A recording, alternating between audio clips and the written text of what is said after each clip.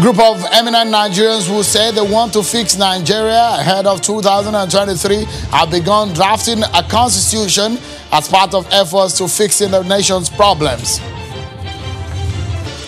And the new EFCC chairman, Abdulrasheed Bawa, meets President Buhari today at the presidential villa in Abuja. Call it the presidential brief, and you may not be wrong.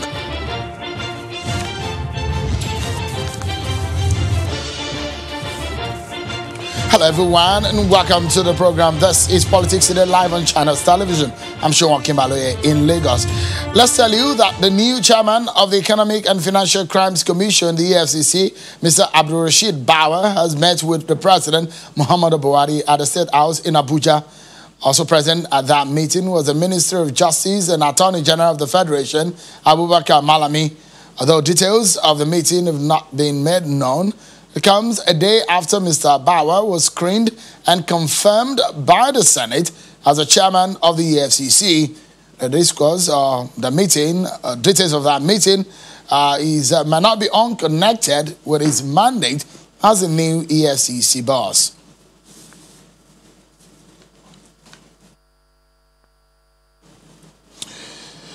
And also earlier today, President Buhari met with the governor of Kaduna State, Nasir El-Rufai, at the State House in Abuja after the meeting with the EFCC chairman, Abdulrasheed Bawa. Governor El-Rufai's meeting comes hours after participating in the Northern Governors and Leaders meeting held in Kaduna earlier in the day. Tonight, our attention is going to be on not going to be on the problems of Nigeria, but about the solutions. Some eminent Nigerians say they want to fix the challenges and they are already drafting a constitution they claim will be best fit for the nation.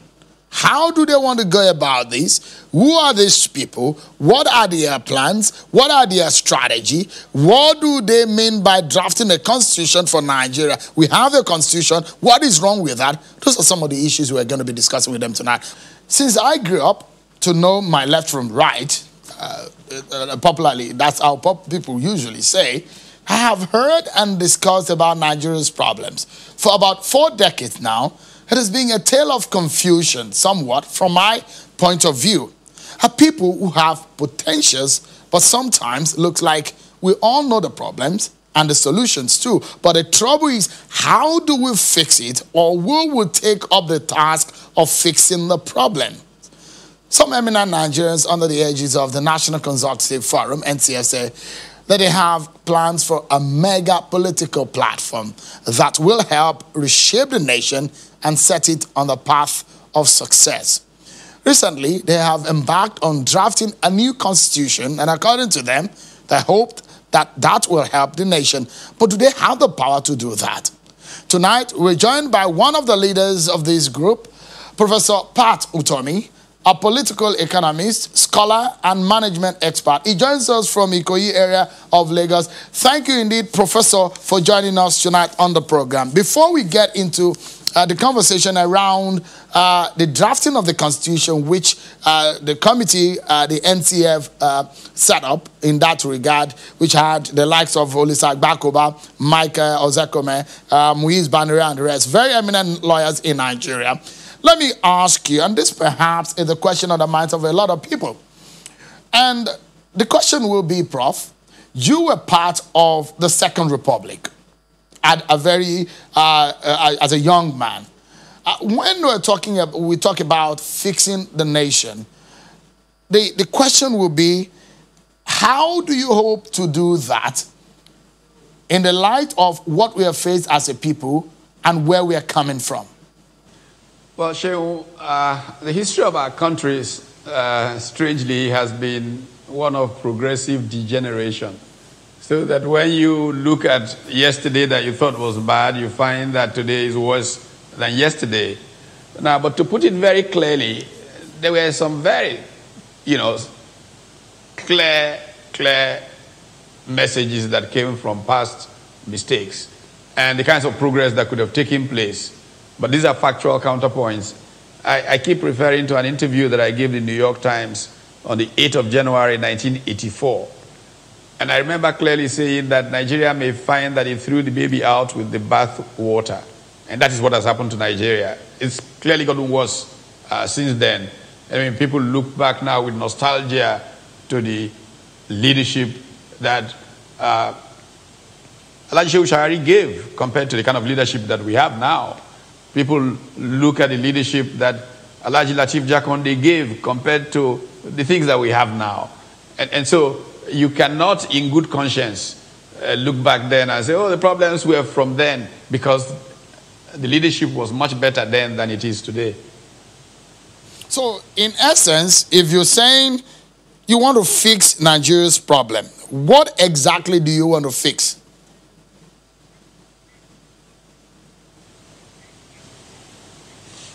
Okay, first of all, it is part of the fact that the world is in continuous change, that you have to look and see if a compact that is designed to shape how you relate, if the modus vivendi is ordered right, if that compact is working.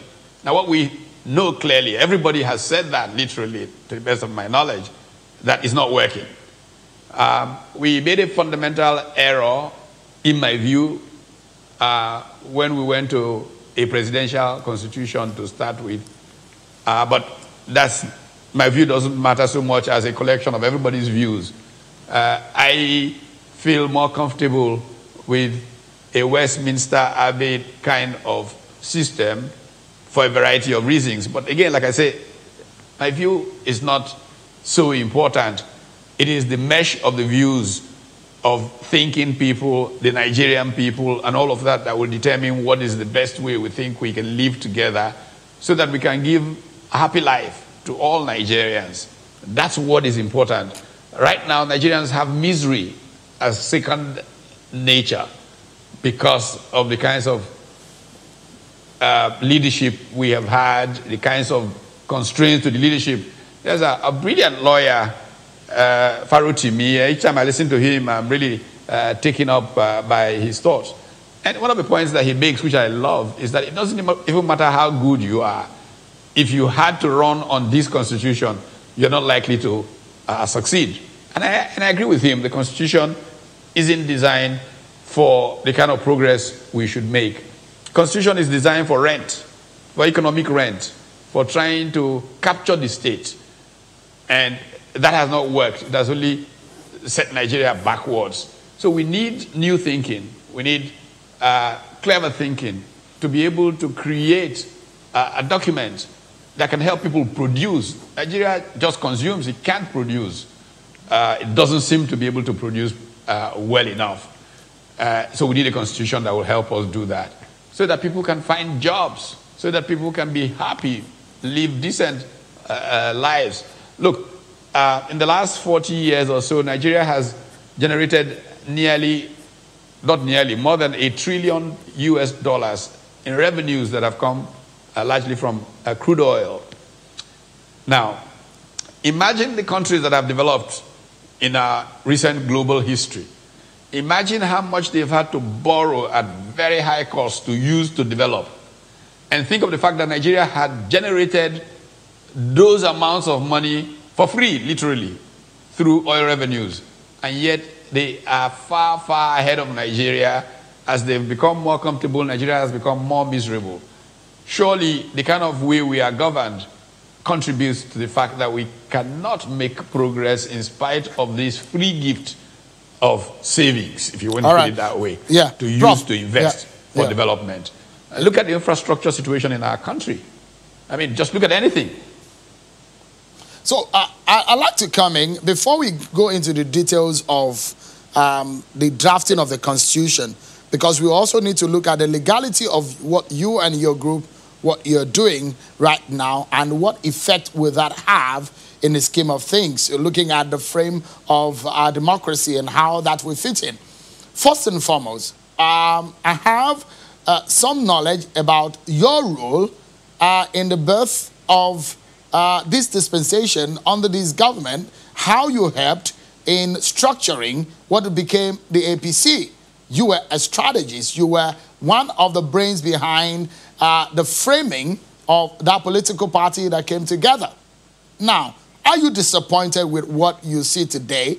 Or what would be your reaction to what you're seeing based on what you and your friends put together at the time?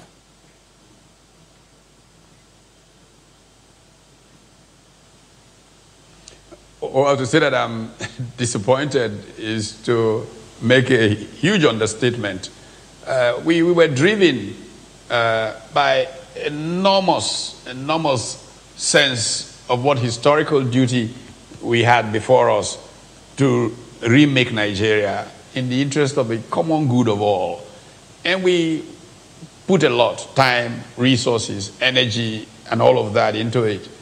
But it became clear, again, returning to this constitution, returning to that the nature of modern Nigerian politics and this system is about capture. And some people quickly captured the state, and it stopped being about the Nigerian people, and it became about them and power and how they use the power. And it has left us far behind where we should have been. So yes, I'm disappointed for sure. That is not a statement I should put lightly. But you see, you should not stop trying because things didn't go right yesterday. One of my favorite expressions is a Japanese definition of who an entrepreneur is. A person who falls down 7 times and gets up 8 times. So you trip up, you fall. Hey, babies who are learning to work do that all the time. You know, they fall down, they look right, nobody's looking, they get up and go again. When they see an older person looking, then they cry. But that's the purpose of how you learn to do things. Is that determination to get it right that matters, not that you got it wrong yesterday. And that's why we are working at it still. All right, Prof. So in the statement, when you launched the committee to draft what you call the People's Constitution, and these are some of the words that were used in that statement that was released, and that you say you refer to yourself as the leaders of conscience are launching People's Constitution dialogue to rescue Nigeria from the brink of civil anarchy. I mean, those are very strong words indeed. And you say that this constitution draft will be ready by December 2021, which has the likes of Olisa Agbakoba, SAN, Michael Zekoma, SAN, Muiz Banira, SAN, and a host of others in that group. But give us an understanding. Do you have the power as private citizen to be able to do this kind of task that you have taken upon yourselves?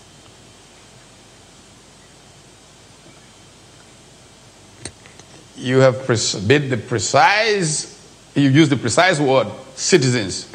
Who are citizens and what are the rights of citizens? Part of the problem with Nigeria is that we have fallen into this thinking of authority. So when people capture authority and lack legitimacy, you still assent to them because they have captured instruments of power. So our country has been about power. And so the people have withdrawn from the state. There's a huge disconnect between the Nigerian state and the Nigerian people. The Nigerian people feel that they are a captured people and they act that way. It is the duty of the citizen to recognize that it is about his life and that he has the right to engage with other citizens, which is what civil society is, to think of better ways, different ways of doing things. We know that we live in a low legitimacy state. I mean, why is everywhere a rolling civil war in Nigeria? It is because the legitimacy of the formal authority is in retreat. You ask us to get a constitution. National Assembly says it's trying to put something together. Most Nigerians just sneer at it and say, look, what are they going to do? They are the beneficiaries and they won't put out something that takes away their benefits. One of the things that a real serious constitution will do is look at the structure of the legislature in Nigeria. In most states, legislatures don't do anything. They're just simple rubber stamps. In fact, I know the case of a story of a gentleman from one of the southeast states, was in the State House of Assembly. And then he ran and went to the Federal House. The first year, he was very angry. He says, look, if I was still back in my home state, I would have gotten 2 houses by now. The money doesn't come as fast in the National Assembly as it comes in the State Assembly. So the governors have the state assemblies in their pocket. So the state legislature is serving no interest of the people. Then you come to the National Assembly. I mean, Nigerian people are convinced. I mean, there are stories, reports, all kinds of, about how much National Assembly costs us relative to the value that is being created in National Assembly. So people don't think that National Assembly will seriously do anything that will take away from that abuse of the common good, and that they would try to just somehow punish their own self-interest. So there's a legitimacy crisis for the state as we know it now in trying to reform things. So citizens have a duty of self-help to begin to say, how should we organize ourselves? And if the process produces something that is good, then a process of engagement can lead to a consensus. Perhaps we come up with a document Nigerian people love, and we say we would like to put this to a referendum.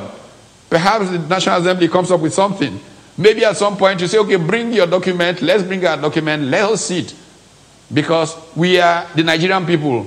You claim to represent the Nigerian people. Let's work out something that can lead us to where we should be going as a society that wants to make progress. Not from every bush a fighter. Because that's what happens when there's a low legitimacy situation. Everybody just takes the law into their hands. Yeah, so, we don't want to be Somalia. You have mentioned, we're working at this. Yeah, you have mentioned a very critical point. So this effort that you're making, the state has not sent you on this errand. Neither are the constituent units. A lot of people have said they are the ones that are supposed to come together as a people. So the legitimacy, the authority in your action, and at the end of the day, how does this get infused in the society? You say you want to correct if you don't have the legitimacy or the authority to take up this role, Prof.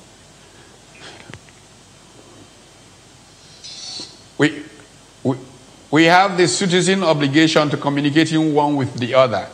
And whatever we put together, we are not ascribing any law to. We bring it forward for the Nigerian people to talk about, engage, on all kinds of platforms. And the Nigerian people are the ones who are left to say, we like that document. Look, the National Assembly, if you say you represent us, take that document and do something about it. That is what citizenship is about. You know?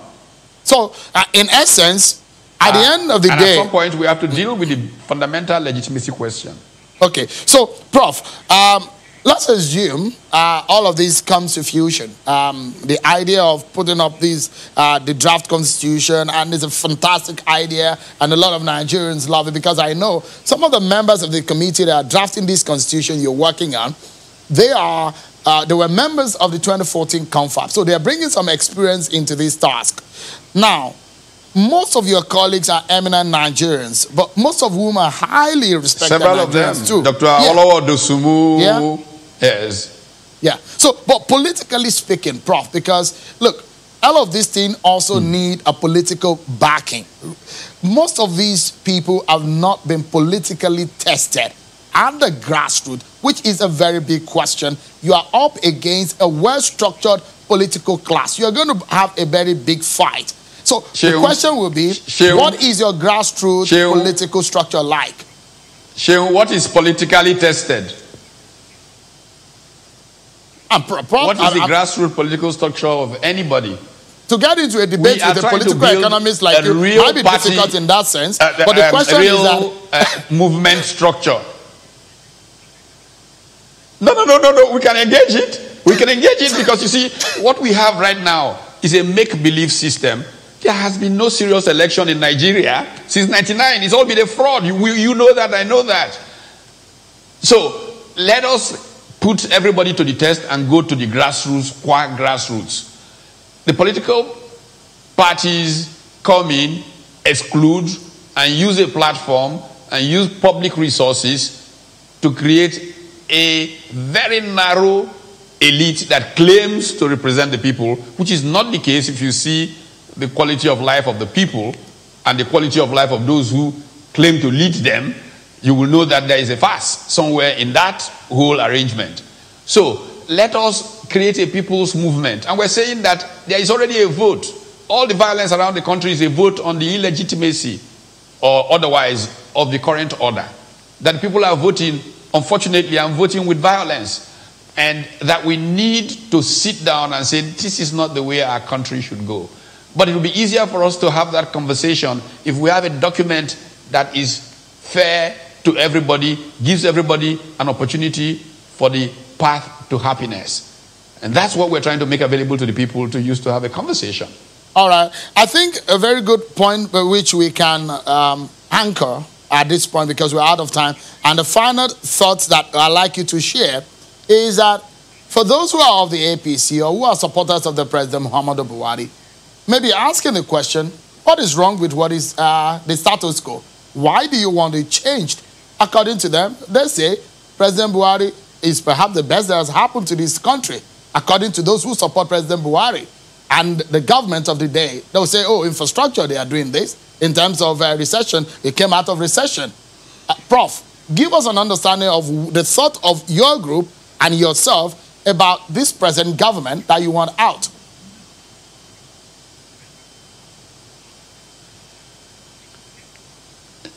Shehu, there's no need to hold a plebiscite on a government one way or the other. Anybody is entitled to whatever position they want to hold.